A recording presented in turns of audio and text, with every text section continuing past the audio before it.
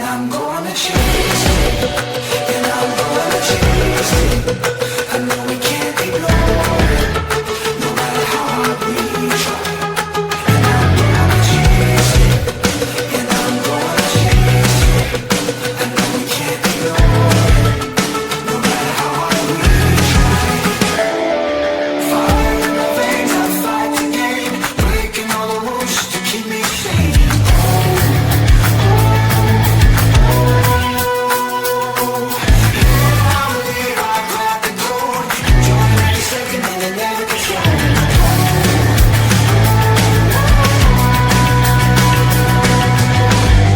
Living the moment till I die. And I'm gonna chase it, and I'm gonna chase it. I know we can't ignore it, no matter how hard we try. And I'm gonna chase it, and I'm gonna chase it. I know we can't ignore it, no matter how hard we try. No matter how hard we try.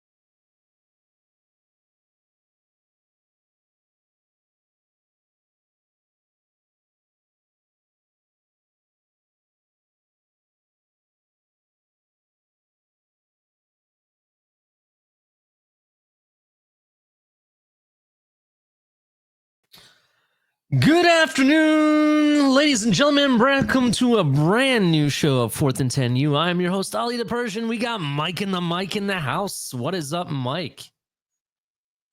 Oh, you know, another day, another dollar. Just enjoying mute, my sir. time here with you, Roba. What's up?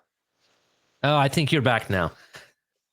Oh, You're okay, good. was You're gonna good. say I thought just you were on another- mute for a moment.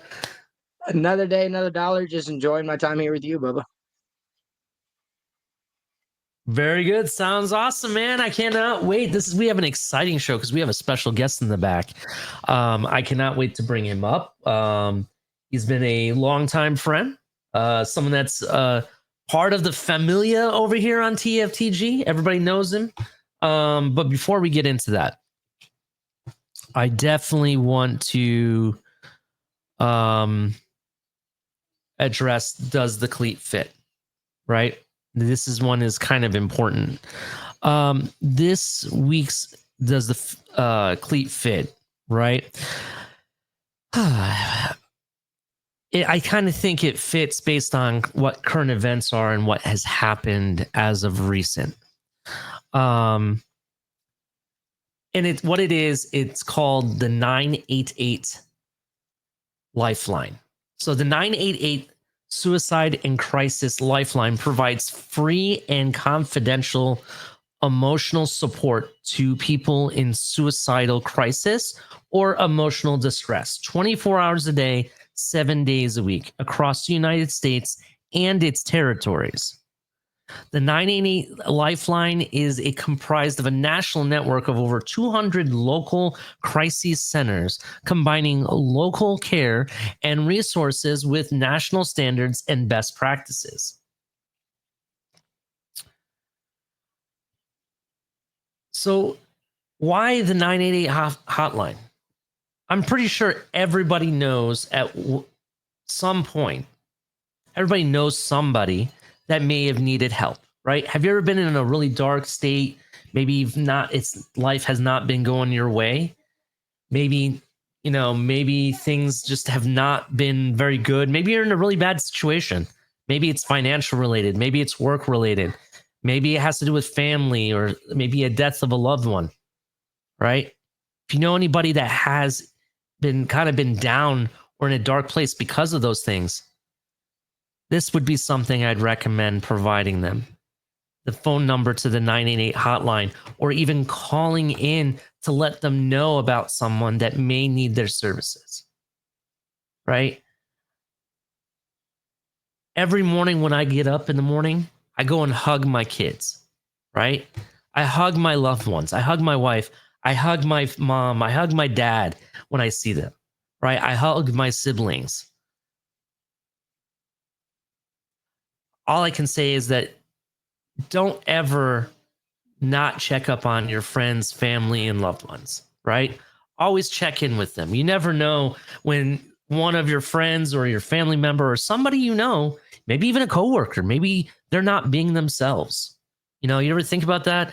Maybe it's a coworker that you've worked every day for the past 10 years with, and they've been a certain way. Now they're kind of different. They're in a bad mood, or, you know, they just don't see like themselves. Talk to them. Give them a hug, talk to them, talk about whatever it is, ask them, check up on them. If you don't check up on them, you're really not going to know if maybe they need some help. So that's why today's cause for CLEAT is the 988 Lifeline. I think it definitely helps people. Again, if you know anybody that needs help, share with them the 988 hotline. It's really easy. Just dial 988. Right?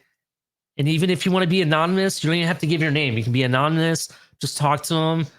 Tell them whatever your situation is, or talk about whatever you want. Sometimes maybe people need a friend, right? And they need someone to talk to get things off their chest.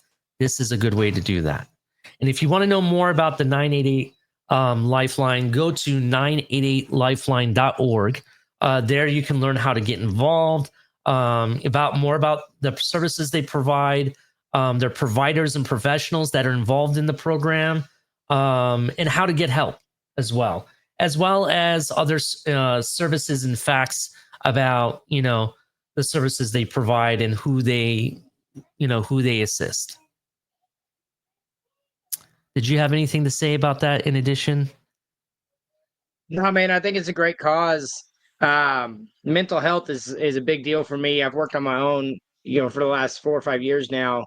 And simply, like you said, simply the gesture of just reaching out and making sure somebody's okay. And whether you haven't heard from them in a while, or they're going through something.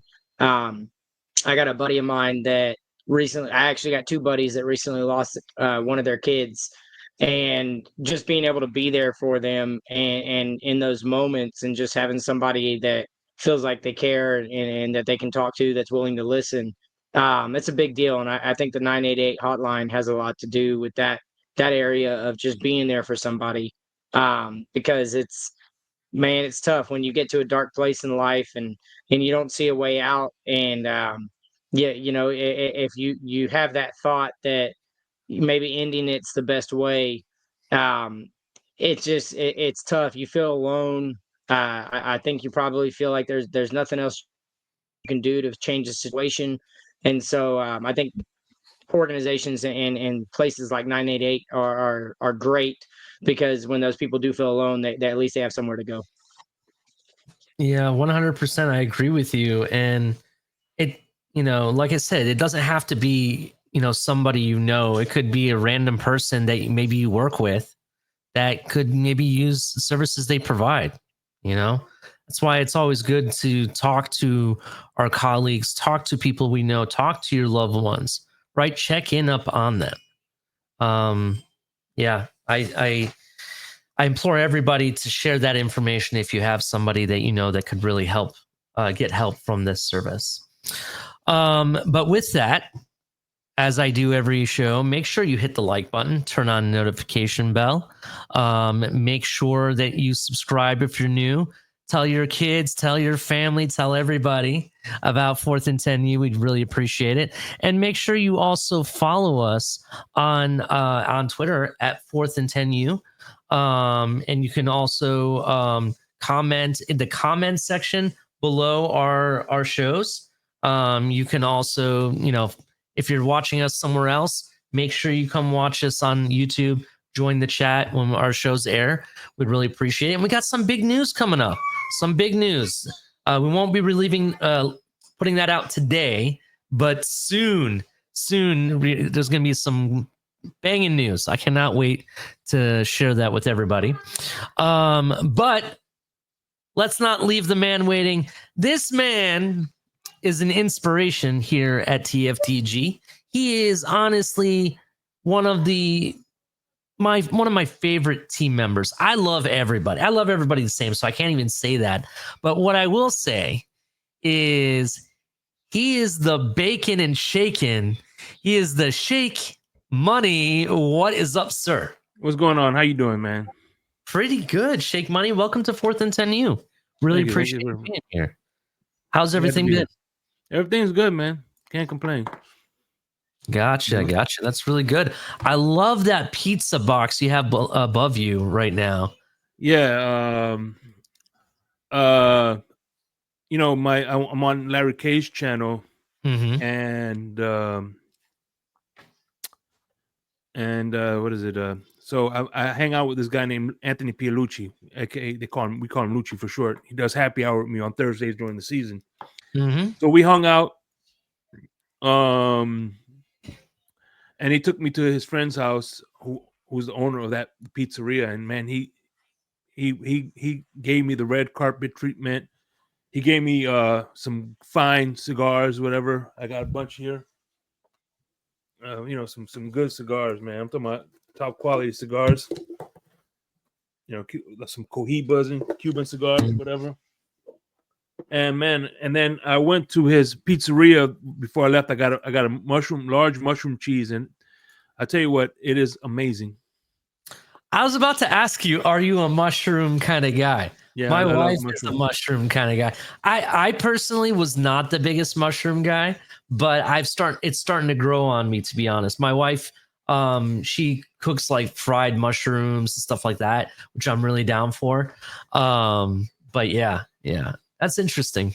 Yeah, so it's a really good pizzeria. He has 2 locations in Daytona Beach. So if you're at Daytona Beach, go to Lenny's New York style pizza. It's amazing. So Lenny's New York style pizza, is that right? Yeah. All right, so check out Lenny's. By the way, what are you drinking on there, Mike? What you sipping on? Apothic. See, man's over there drinking wine and showing off his wiener. That's what happens. Wine will do that to you. Bring the wiener dog back on. We want to know his name. Her name is Sassy. Oh, she's 7 weeks old. Okay. Oh, yeah. She's itty bitty. 7 weeks. She's a sweetheart, though. Oh, okay. She's a wiener dog with Jack Russell, right? Yes, sir. Nice. Oh, that's cute, man. That's really cute. Anyway, Shake Money is probably gonna go. Is he going to get a dog too? I bet he's going to get a dog or a drink. Okay, I hope he wasn't coming back with his wiener. That's why I was asking. Talking about hey, we're kid friendly. The only wieners we got are dogs. Okay, or hot dogs. Hot dogs. Yeah. Yeah, that's true. That is true. But the real thick ones are bratwursts. That's true. That is definitely true. I had some Irish sausage for St. Patty's Day.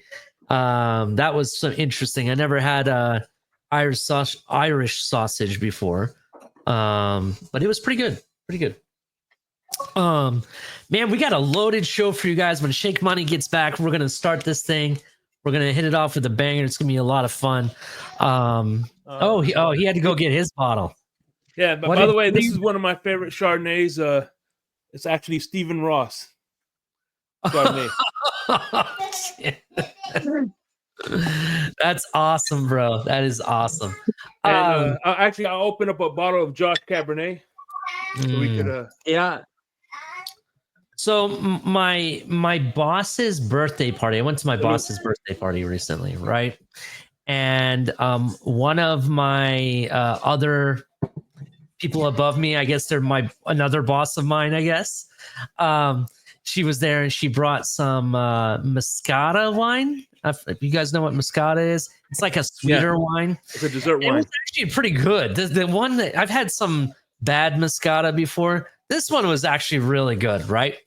And so my wife had to find out what it is, and she ordered like 4 cases of it that she's bringing to the Easter party at her parents' house. And I'm like, I'm gonna need an Uber driver.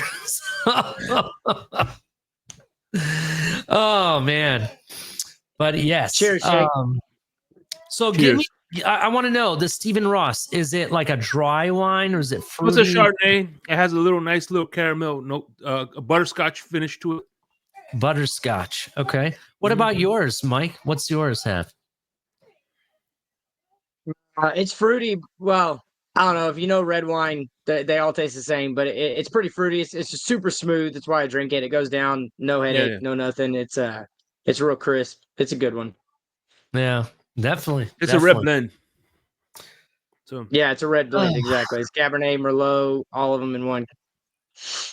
Definitely 100% with that.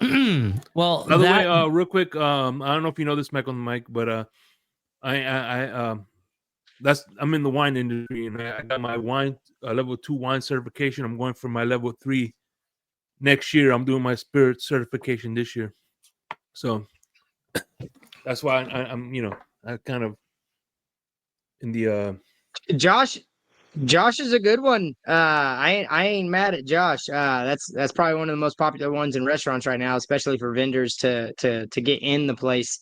But that's dope, dude. I didn't know that. I'm a wino. Get older in life, you stop drinking beer and liquor, and you go to wine. Before we go continue real quick, just one quick backstory. Josh started off as a wine steward in upstate New York. He moved to California, started sourcing his wines and started selling out of the trunk of his car, and eventually he started making his own shit. But that's the backstory. I'm sorry. Continue. No, it's okay. What I was going to tell you that's kind of related. I like wine too. The best time I ever had was at wine testing events. If you ever go to wine testing events, it's really awesome, especially if you go to a good one. You basically pay like $20, $25 to get in, right? And they give you your own glass. And there's like 25 stations with like 5 different wines, whatever brand or whatever. And there's food and everything. I have never come out of the liquor store so drunk in my entire life. It's so worth it. And I'm like, I only spent $25. Great.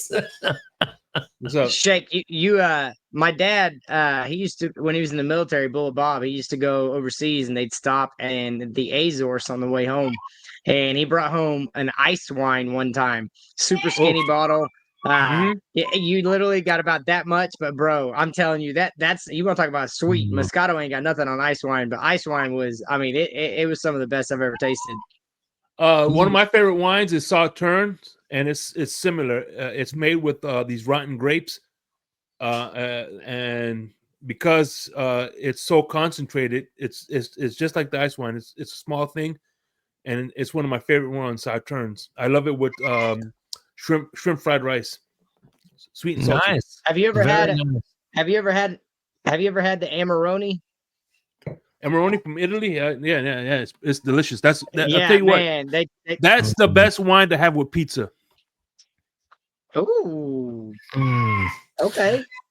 Yeah, dude, when I learned about it, and they take the grapes and turn them into raisins first, and man, I'm telling you, you talk about rich. Amarone is like, that's another level, man. I enjoyed it. I got turned on to it at the liquor store down here, and man, it was delicious. Pizza, I'm telling you, try it with pizza. Delicious. All right, gentlemen. All right, enough of wine talk. We gotta get back to the show. Right? Everyone's like, what is this? Right? Well, I got some news. Breaking live news here on TFTG.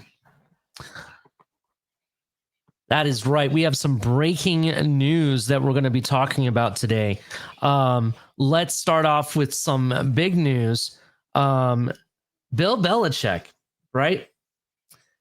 UNC emails from Bill Belichick's girlfriend showed her role as chief operating officer of Belichick Productions. What is Belichick Productions, please? Someone please answer that for me. I want to know. It sounds, I mean, I know this is a kid-friendly show, and I'm going to try to keep this as PG. But is it like Bang Bros? you see how young she is, right? She's only like 26 years of age at this point, right?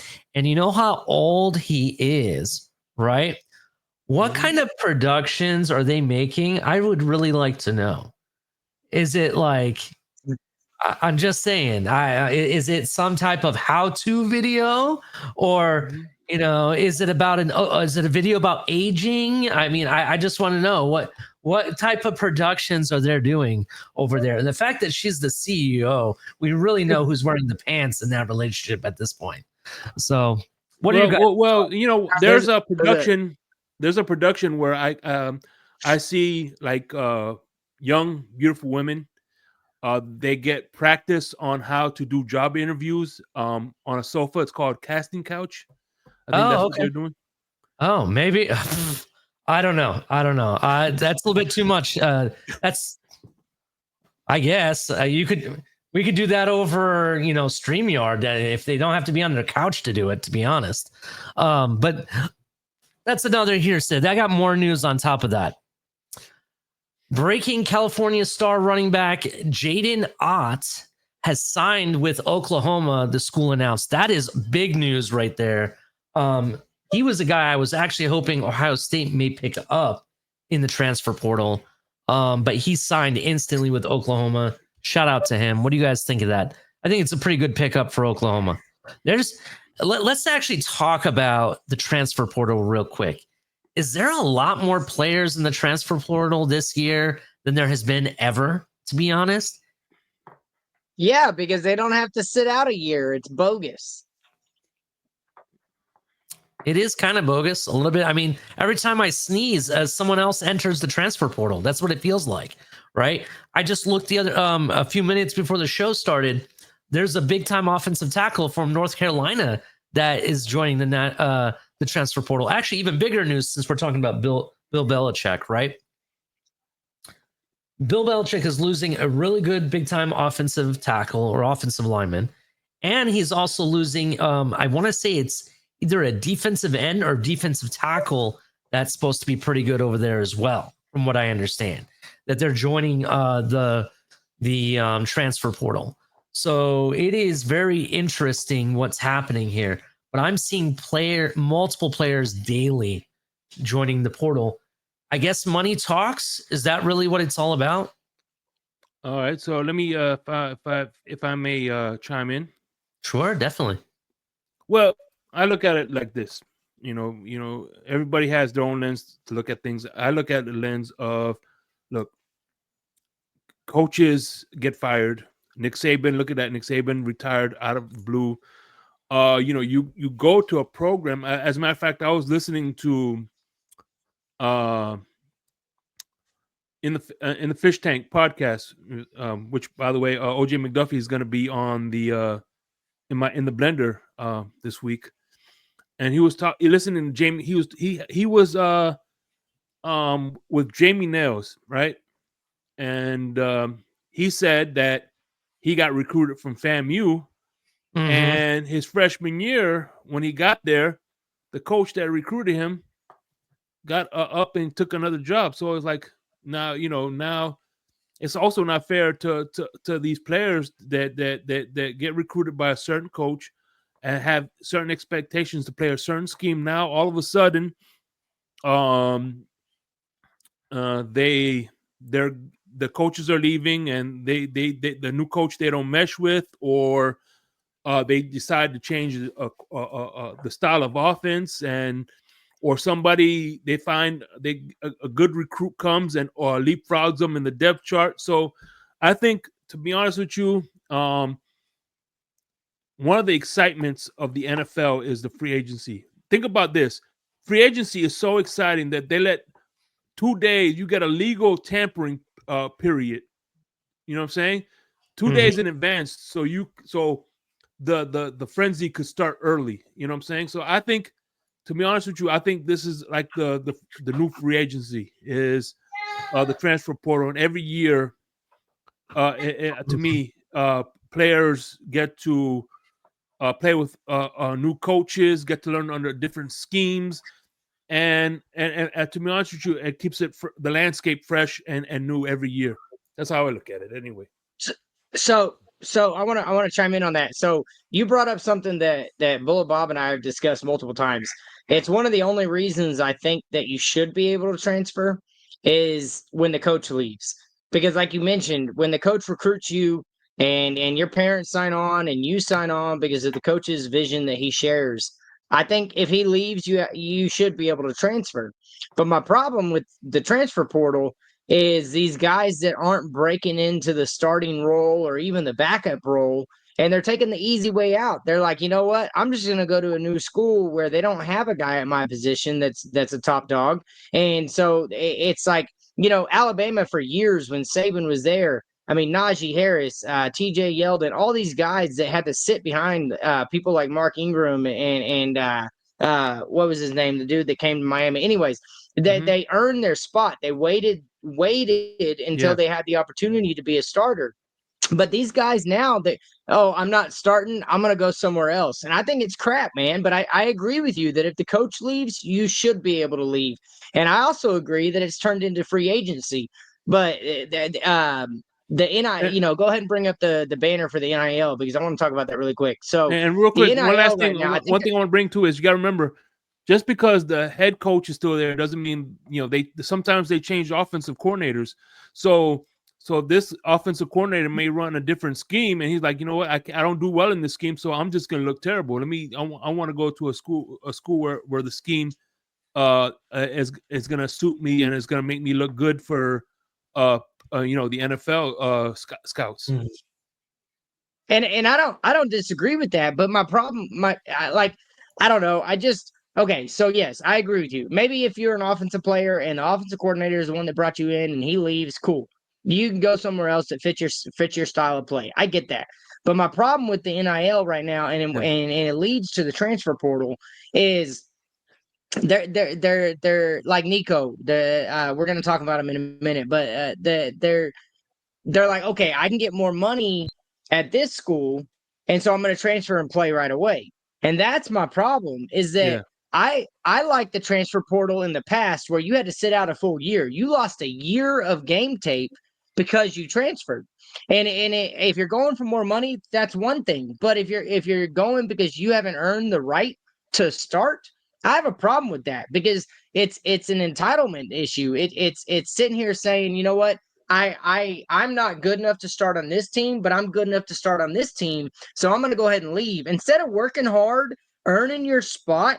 Back in the day, you played high school football and you earned your right to get a college offer.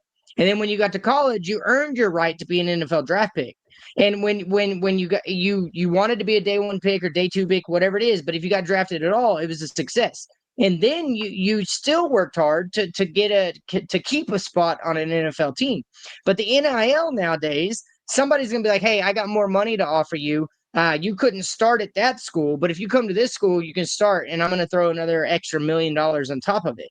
And so, I don't know, it's just the state of the NIL for me has become it's a joke. Yes, it's free agency. I get that, but you've got athletes that feel like they should start without earning the reps. They haven't earned the opportunity to start. So now they're jumping at more money, or they're jumping at a school that's going to offer them money instead of taking the time to hone your craft and become better at your position.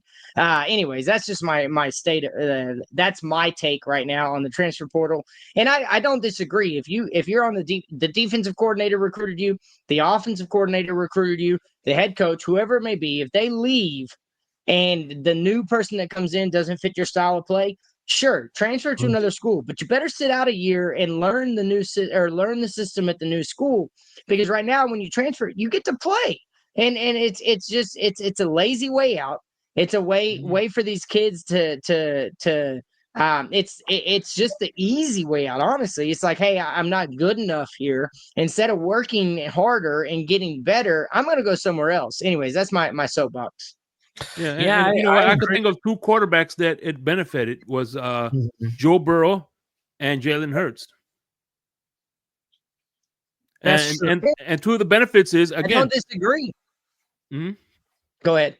No, I go would ahead, say, Shake. especially Jalen Hurts. Not only did he get to learn under Nick Saban, but he also got to learn under Lincoln Riley. I think that's who it was, right? Yeah, That he went is to Lincoln true Riley. at the time, yeah. Yeah, so he got to learn under Yeah. two amazing coaches that helped him prepare him for the next level. But here's where I'm going to differ with you. And since you brought him up, we're going to move him up the conversation. Okay. He was not my next person to talk about, but that's okay. So we're going to move his stuff up here. Breaking news. This is breaking as of today. Tennessee quarterback Nico Tamalivia is expected to transfer to UCLA from Tennessee. I'm sorry, right? I know a lot of people might be high on UCLA. I'm not one of them. They are not one of these big time programs compared to the SEC teams, right? They're not a what I want to say, they're not a Alabama, they're not a Ohio State, they're not a perennial contender. Oklahoma, on the other hand, you brought up Jalen Hurts, right? Jalen Hurts went from a contender to a historically another contender, technically. If you think about history, right? And the tradition that Oklahoma football brings, right? They call it the Oklahoma for a reason, right? So in sense, he went from another big program to another big program, and that's why it worked for guys like Jalen Hurts. Who was the other guy you mentioned? You mentioned one other person. Joe Burrow. Joe Burrow. Joe- He went from Ohio Joe State Burrow to went from LSU. Ohio State, who traditionally and historically is a big program, to LSU, who's also a traditional big program with the SEC. Right? And they won national titles before he got there. So UCLA, when was the last time they won a national title in football? Yeah, but Right. but it wasn't about the competition level. Ali, it wasn't about the competition level. He wanted an extra $2 million on his deal, so he took the team that gave him the extra $2 million. That's my problem. He's like, hey, I'm not gonna get. I tried to renegotiate my deal. Show me the You money. offered me $2 million, so I came, and now you're not gonna give me the extra $2 million that I feel I deserve but haven't earned. So I'm gonna go somewhere that gives me the extra $2 million. So now I get $4 million a year. It's just crap, man. Here's the part, though. Here's the part where I kind of disagree with you. Just a little bit. All right. I do agree that UCLA is a smaller school. The competition level there is not going to be very big for him. He's probably going to be able to walk in with as a starter and get paid for it. But look who they're going up against. UCLA is not in the Pac-12 anymore, right? They're now in the Big Ten, right? You got teams like Ohio State, Michigan, for example. You got Oregon over there, right? You have teams, Wisconsin. You have very big, tough defenses. You can make an argument that the defenses in the Big Ten are almost like subpar NFL defenses, right? They're elite. It's all about, the run and stopping the run and playing defense. It's still a passing league at the same time. So what he's going to see and go up against, I would argue in some cases it's tougher. I just kind of think the SEC. Hang on. It's tougher than the SEC. You gotta be joking, homie. Y'all like, okay, I get the Pac-10 or the Big Ten showed out in this playoff this last year, but you're going from a school. He literally left. Dude, he left because he didn't get the money he thought he deserved, and he didn't earn it. That's the problem I have. I agree with you on that. I agree. I just don't agree about the Big Ten he's going to face. So- That's the part I don't agree with. But he went to the Big Ten to UCLA. I don't care what team offered him. Whatever team jumped first at offering him $4 million, he was gonna take. That's the problem I have. He was like, "Hey, I haven't earned my money yet because we didn't win anything. We didn't win the SEC. We didn't win our playoff game. But I feel that I'm good enough to earn an extra $2 million. It's bullshit." Start contracts. Start label it, like make it incentive laden. You have to earn this position. You have to earn this reward. You have to throw for this many yards. You have to throw for this many, whatever. He left because Tennessee stood their ground and would not offer them offer him an extra $2 million. But when you Like, see, who the hell does he but think when he you see is? lesser quarterbacks getting more than you, what are you gonna say? And check this out. And one thing, their body. Hold on, real quick, Shake. I'm Go ahead. sorry, but Mike, what in all honesty, what makes it okay for other players' bodily harm that they're gonna get be worth more than his? It doesn't. That's the problem with the NIL, Ali. Is these kids, they used to work hard in college. It was about pride. It was about playing for your school. It was about playing for the logo on your head, the name on your chest. Now it's about, let me get mine. It's selfish, man. What did he do this year that showed you he was worth $4 million? What has he ever done that showed you he was worth $2 million? Nothing. Like that, they're paying people on potential without having to earn the money. That's my problem. He tried to milk Tennessee for an extra $2 million because he thought, whether it's his parents, his agent, his buddies, his friends, his family, they got in his head and said, you're worth more. He didn't do anything to earn more money. That's my problem. He literally, Tennessee said, I'm not giving you the $4 million. So he entered the transfer portal. I applaud Tennessee for not giving in to a guy that's an entitled brat. And yeah, I don't care. Yes, you're the NIL. I'm not mad about the people offering the money. I'm mad that there's not stipulations to the money. I'm mad that they're not making these guys earn the money. That's my problem. Nico didn't earn the extra $2 million. They paid him $2 million as an incentive to come into Tennessee, change the face of the franchise, take us to university, take us to new heights. He didn't do it, and now he's sad or mad, and he thinks he earned more because of the hype he got. It's crap. He took an offer that offered him the money he thinks he deserves, but he hasn't proved he deserved it. That's my problem. I get what you're saying. I agree with all of that. I honestly agree with everything that you said. The problems with NIL is that players are getting paid before they've even earned it. They haven't even shown that the potential is real or whatever, right? I get all of that. I don't disagree with it. What I disagree is the fact that you're saying that, about the competition kind of. I get it. If he went to a smaller program, I'm with you. He went there for the money. I get it. But let's not also say that the Big Ten doesn't have big competition. And I'm sorry, the past two seasons, I'm sorry, I'm going to say it. The past two seasons, the SEC has been getting spanked, right? The poster boy. I get you that. Even Ali admits that. Let me tell you this though. Maybe you didn't see this, but there was a report that Power 4 conference coaches, GMs, university presidents all said this guy has no market. Okay. He didn't go to the Big Ten. He didn't go to UCLA because he wanted to play against better competition. He went to UCLA because they paid him the money he thought he deserved. That's my issue. I'm not knocking the Big Ten. I'm not going to sit here and say that the Big Ten is less competition. He literally chose UCLA because they were the first team that offered him the money that he thought he deserved. That's my issue. I'm not saying he downgraded or upgraded competition or anything like that. The kid, I have such a problem with the fact that he hasn't earned his money.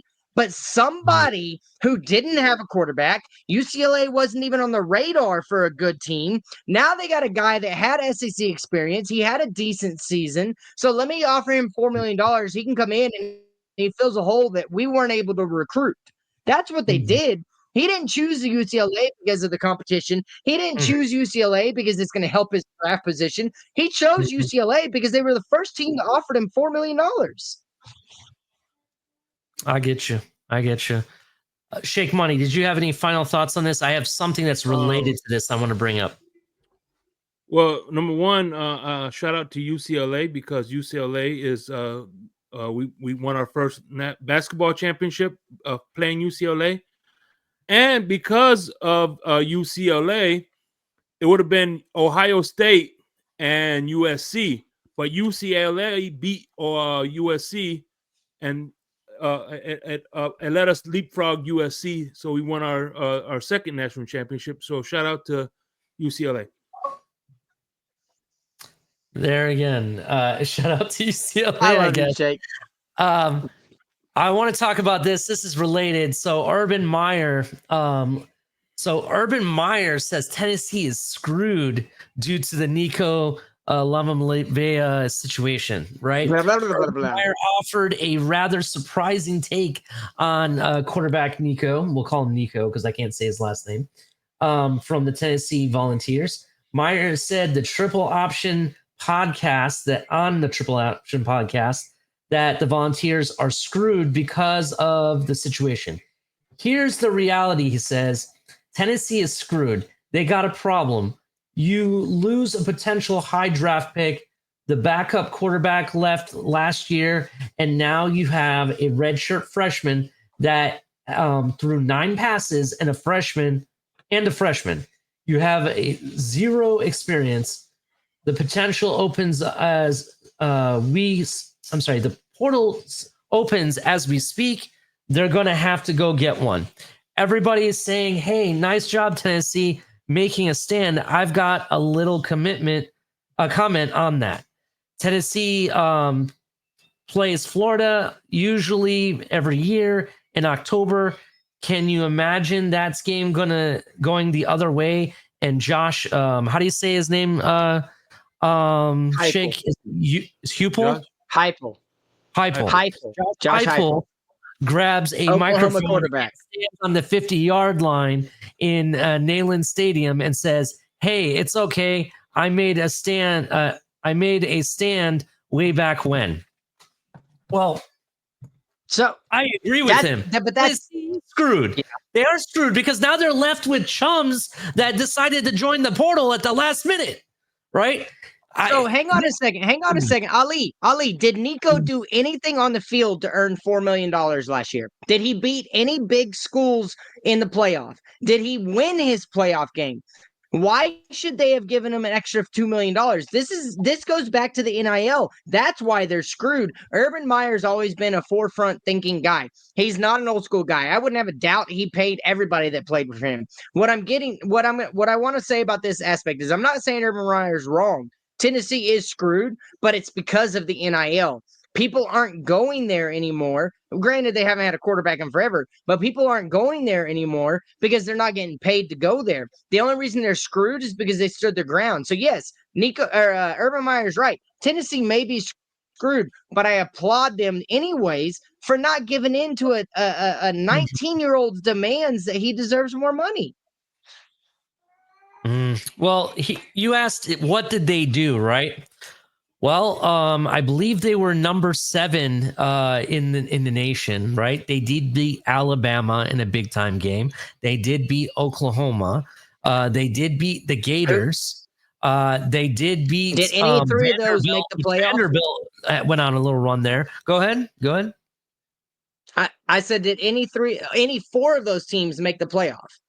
You just mentioned the SEC's been down the last 2 years, and literally they're taking advantage of it. They got their ass handed to them by Ohio State, and I'm not trying to toot Ohio State's horn, but they got their butt kicked by Ohio State in the playoff.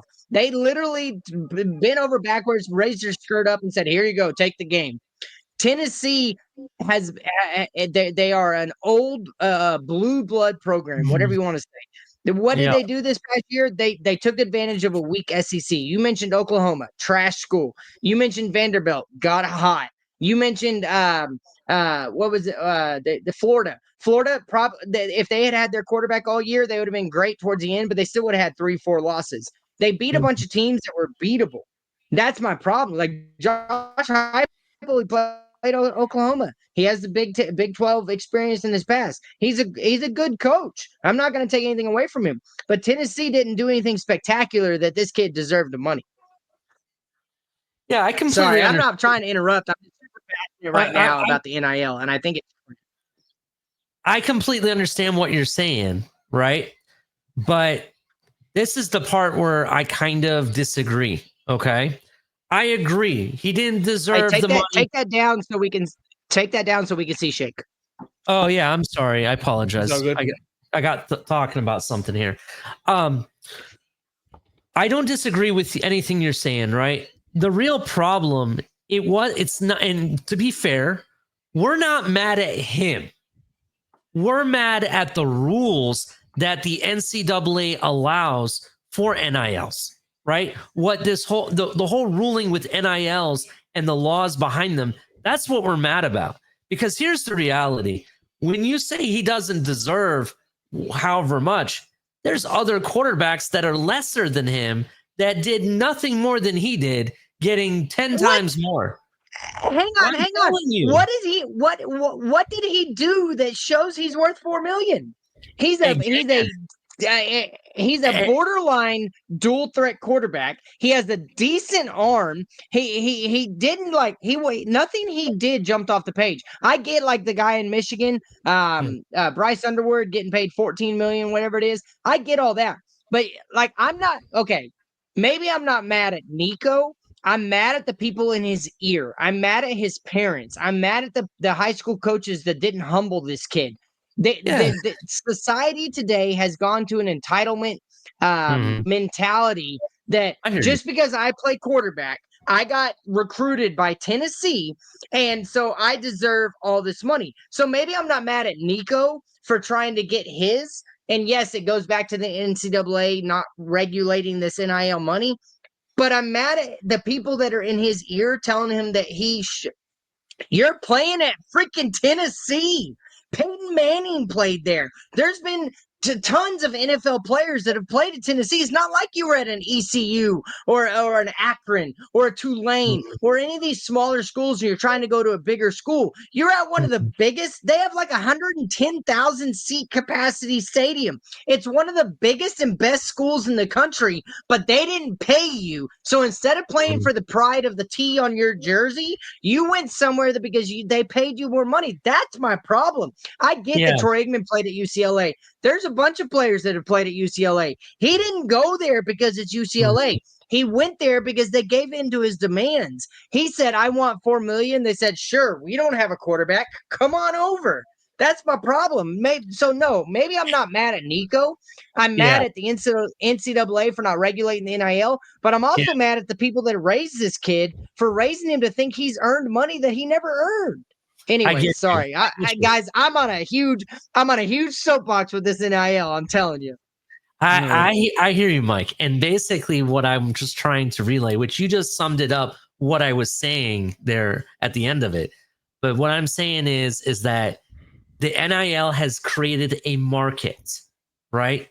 And right now, there's inflation for quarterbacks, and that's the problem. That's the issue that we have here today, because the reality is that I know he's not worth the money, but there's other people making way more in this market than he is, and they are not doing half the stuff that even he did.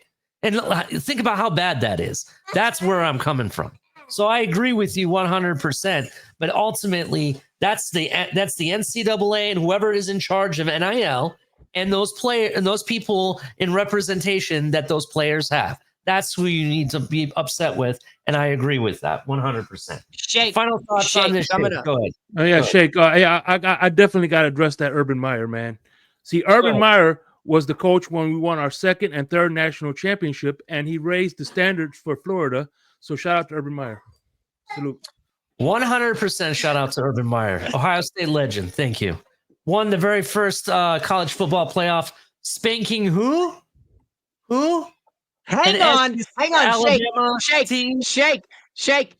You can't let him take the limelight. You just mentioned when Urban Meyer was at Florida, and he switched it to Ohio State. You got to defend yourself, bro. Do you remember that first team he beat for the national championship? What score was 41-14? That's true. That's true. Listen to this. It's funny. I actually at some point I should probably consider Urban Meyer family, legitly. Right. I have actually known Urban Meyer. I've met his wife several times. They lived right down the street from a store that my parents owned, and they would come in and make purchases and everything, right? He coached at Bowling Green State University, which was 15 minutes from my house, right? They were the rival of the team that of a school I went to, University of Toledo, right? And I used to watch him coach there. He was always making presence at high schools and everywhere, right? I've seen the guy. I moved down here to Florida. He's here coaching University of Florida. Then he becomes Ohio State's coach. I've seen this guy wherever I've turned. So at some point, I really should consider him family, to be honest. So shout out to Urban Meyer. Yeah, but I will never say a bad thing about Urban Meyer as long as I live. All I'll say is that he wasn't guys, you gotta NFL coach. That's it. hang on. That's all. This is a total tangent, but I'm in a startup fantasy league. Okay, I'm gonna tell you my team. This is a total tangent, so just bear with me. I'm gonna tell you my team. I got Jaden Daniels, A-Chain. I got T. Higgins, Jamison Williams. I got Njoku, Chris Olave. I've got Brandon Ayuk, Drake May, Mark Andrews, Johnny Smith, Deebo Samuel, and Xavier Leggett. I'm on the clock with 2 picks. I don't need another quarterback, so I'm gonna give it up to you two to make my 2 picks. So Ali, you Who's get the one. best Shake, wide you get receiver one. on the board? The best wide receiver, according to this app, is Jalen Coker. My thoughts is I'm taking Coker and Jalen Wright because I need a running back. I've got 1-1 in the rookie Who's pick. the best running So back?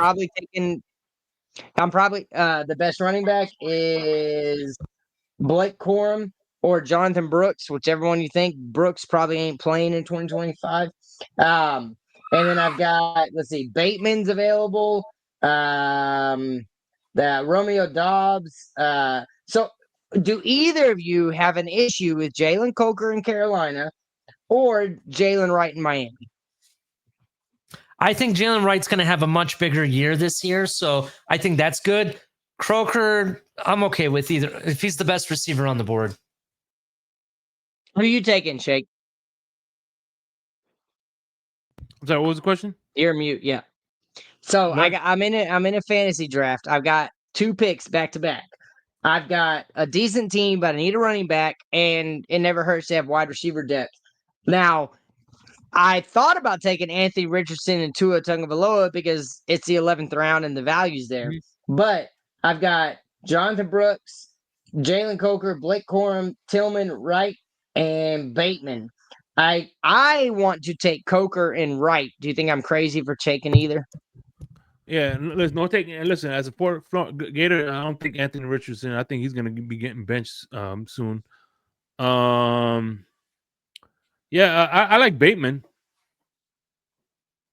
So you would take Bateman. Who would you take, Ali? Jalen Wright. Okay, I'm taking Bateman and Jalen Wright. There you go. Done. All right, I'm back. All right. So let's continue this conversation. We're not going to talk about the NIL right now. You brought up the Buckeyes and Urban Meyer. All I got to say is, JD Vance, what were you doing? What were you doing? You have the prestigious football playoff trophy in your hand and you fumble it? That's why it reminded me that JD Vance is not the starter at the White House. We know who the starter is. He's really just the backup. He fumbled it. Shame. That's why we don't like our backups. Oh, do you know how embarrassing that is at so many levels? Politically, non-politically, the fact that who the guy is, you're there with the whole team and they watch you basically break the trophy. I mean, come on. You know what I mean? What do you guys think? I think he's a backup for a reason.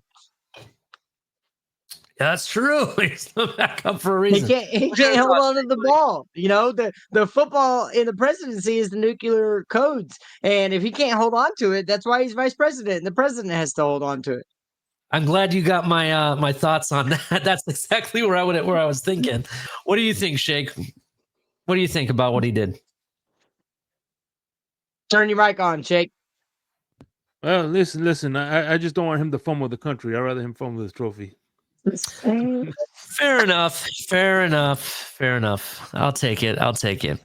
Speaking of OSU, they've done it again after many conversations and prayers. It feels like Mr. Brock Boyd has decided to join the Ohio State Buckeyes and has committed. He said thank you to TCU and everything, which is in Mike on the Mike's backyard. But we got another big time receiver, but it's okay. I got news for Mike on the mic when he comes back here. Let me hear. Texas. That's right. Texas is in the news. Let me bring up their news real quick. Texas has signed breaking Stanford transfer wide receiver Emmett Mosley has committed to Texas. He's a 6'2", 205 wide receiver, totaled 48 receptions, 525 yards, and 6 touchdowns. Big news. What do you know about this kid? Mike, what do you think? Is it a good move or not? I mean, if I'm being honest, I know nothing about him. 48 for 525 is cool. 6 TDs is great on 48 receptions. I like his size, 6'2", 205. He's going to be a guy that goes after the ball. Now that I know this, because for those of you that don't know, I'm not on social media, so I don't follow everything. I honestly didn't even know about this until tonight when Ali brought it up. But the more the merrier. Ryan Wingo is number one. We got a bunch of guys that are going to be good, but if Sark likes this guy and they went and got him, then I trust Sark. He ain't been wrong yet with all the transfer recruitments he's got, all the just recruitments in general. But yeah, man, 6'2", 205. He averaged what, 12, something like 12 yards a reception. But 6 TDs on 48 receptions, that's pretty good. So maybe he goes and gets the ball. They say he's a top wide receiver in the portal. So, whatever. He's got 3 years. Let's see if he stays. Yeah, it is very interesting. I didn't really know anything about Brock. What's his name?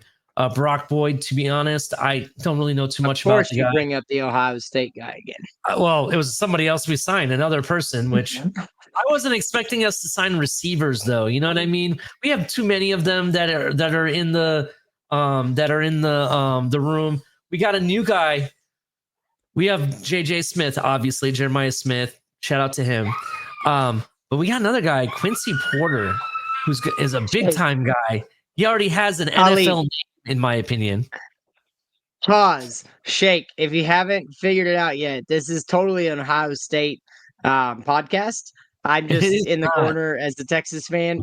Anything Ohio State takes precedent. Ali can't even take a smile off his face because he knows I'm real. And so this is an Ohio State 4th and 10U. If you hadn't figured it out yet. Well, kind of like how Undisputed was a LeBron James and Dallas Cowboys podcast with some sports in it. Man.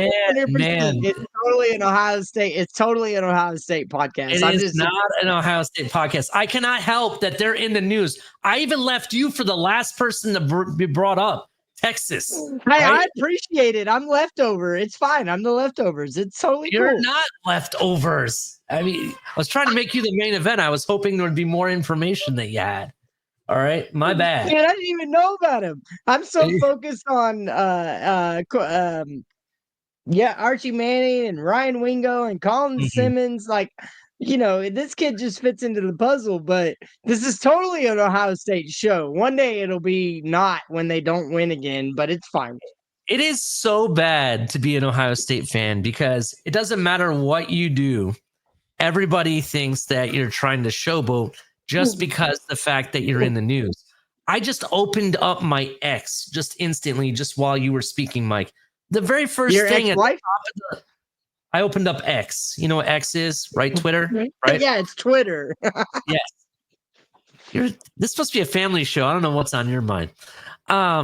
Anyways, I opened up Twitter, and first thing that comes up, is news about a player who's going to come visit and he was somebody I mentioned earlier, the big time edge player from North Carolina. He's visiting only 2 schools, Georgia and Ohio State.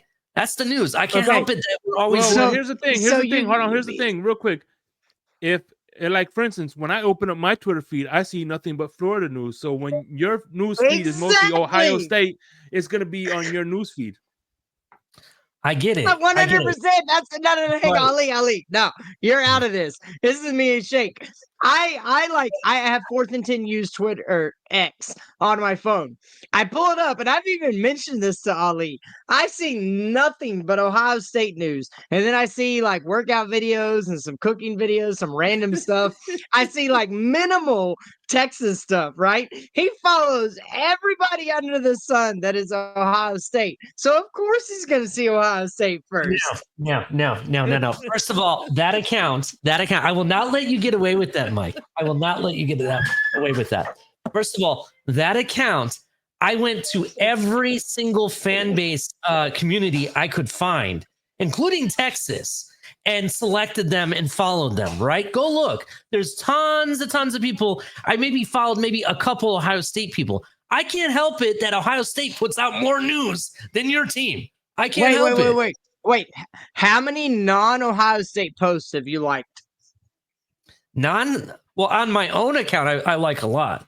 That's Ohio State. No. On our The on fourth our and fourth 10, and 10, I how haven't many- been on it that much to really like things. If you look, I'm not the one pressing likes, to be honest. I don't That's like the truth. anything. So all I know is that they know you're an Ohio State fan, and Elon Musk is a genius. So all his algorithms and everything, he knows that Ali created it. Ali's an Ohio State fan, so let's show everything Ohio State. Because Shake even said it. The teams and the people you care about most show up on your feed, and all I see is True. Ohio That's not State my fault, stuff. though. That's not my fault. I do follow other fan bases. In fact, I follow a lot more Hurricane people on my feed than I even Ohio State people, and they don't put up. That's a content.